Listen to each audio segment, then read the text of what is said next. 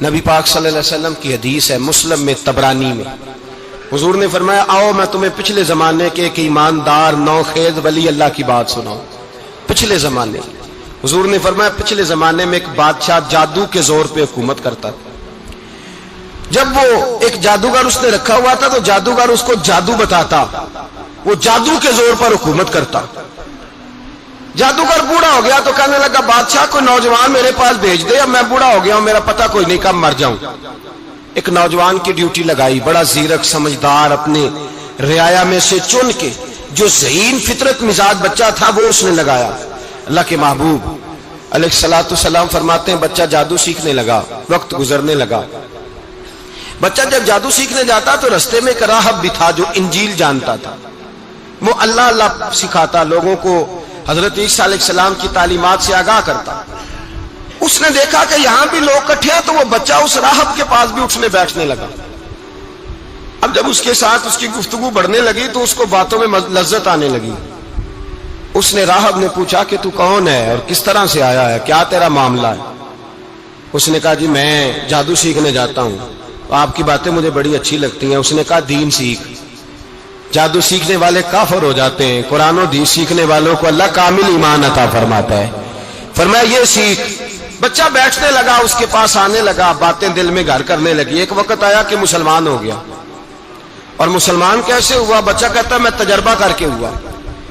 اب میں تھوڑا سا وقت جادوگر کے پاس بھی جاتا اور باقی سارا وقت وہاں بیٹھتا۔ میں ایک دن جا رہا تھا تو رستے میں اژدہا تھا، بہت بڑا سانپ تھا، رستہ روک کے کھڑا تھا۔ یہ حضور نے بیان کی حدیث۔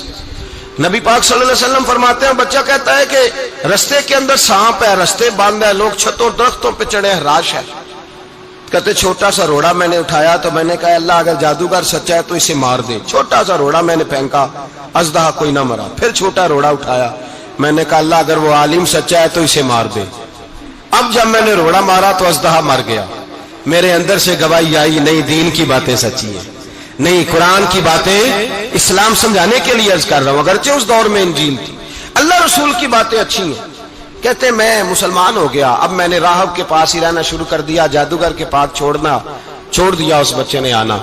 بادشاہ پوچھتا کہاں زیادہ وقت گزارتے ہو تو وہ بات گول کر دیتا، وقت تیزی سے بڑھنے لگا۔ اللہ نے اس نوجوان میں طاقت پیدا کر دی، اب وہ اس کے اندر نا اللہ نے توانائی روحانیت پیدا کر دی، ابھی جوان ہے، 14-15 سال عمر ہے۔ اللہ نے اب جو بیمار بھی آتا وہ دعا کرتا تو اللہ صحت عطا کر دیتا، جو بھی آتا۔ بادشاہ کا ایک درباری تھا، بادشاہ کو پنکھا جلتا تھا، وہ اندھا ہو گیا، کوئی ایسی تکلیف آئی کہ نابینا ہو گیا، بڑے علاج کرائے شفا نہیں ہوئی۔ کسی نے اس بچے کا پتہ بتایا کانوں میں، اس کے پاس گیا تو بچہ کہنے لگا شفا تو ہو جائے گی پر کلمہ پڑھنا پڑے گا، مسلمان ہونا پڑے گا، جس پیغمبر کا میں غلام ہوں تجھے بھی بننا پڑے گا، دین پہ عمل کرنا پڑے گا، اللہ شفا دیتا ہے۔ اس نے کہا تو مجھے کلمہ پڑھا، مجھے شفا دے، میں تیار ہوں۔ اس نے کہا شفا تو اللہ دیتا ہے۔ اس نے اللہ تبارک و تعالیٰ کا ذکر کر کے دعا مانگی، یہ مسلم شریف میں حدیث ہے، طبرانی میں موجود ہے۔ اللہ نے اسے شفا دی، اس نے کلمہ پڑھنا شروع کر دیا۔ یہاں ایک نقطہ لکھا ہے ہمارے علماء نے، کہتے ہیں جب اللہ ولایت عطا کرتا ہے نا تو یہ سفید بالوں والے کا حصہ نہیں ہوتی۔ اگر جوانی میں کوئی آدمی توبہ کر کے تصوف کے راستے پہ چلتا ہے تو سب سے زیادہ ولایت اللہ اسے عطا فرماتا ہے، سب سے زیادہ ولایت اس کے پاس ہوتی ہے۔ ابھی اس کے بال کالے ہیں، چڑھتی جوانی ہے، دعا کی تو اللہ نے، اور حدیث پاک میں موجود ہے کوڑے آتے تو شفا یاب ہو جاتے، اندھے آتے تو شفا یاب، برس والے آتے تو اللہ سے دے، جوان ہے۔ بادشاہ کے پاس وہ واپس گیا، وہ جو آدمی جس کی آنکھیں ٹھیک ہوئی تھی۔ بادشاہ نے پوچھا کہ کیسے شفا ملی؟ تو کہنے لگا میرے رب نے شفا دی ہے۔ بادشاہ سجدے کراتا تھا، اپنے آپ کو منواتا تھا، معاذ اللہ، کہنے لگا میرے علاوہ کون رب ہے؟ اس نے کہا وہی رب ہے جس نے تجھے پیدا کیا ہے، اور وہی رب ہے جس نے مجھے اندھے کو آنکھیں دی ہیں، وہی ہے میرا مالک۔ کہا اچھا تو مجھے نہیں مانتا؟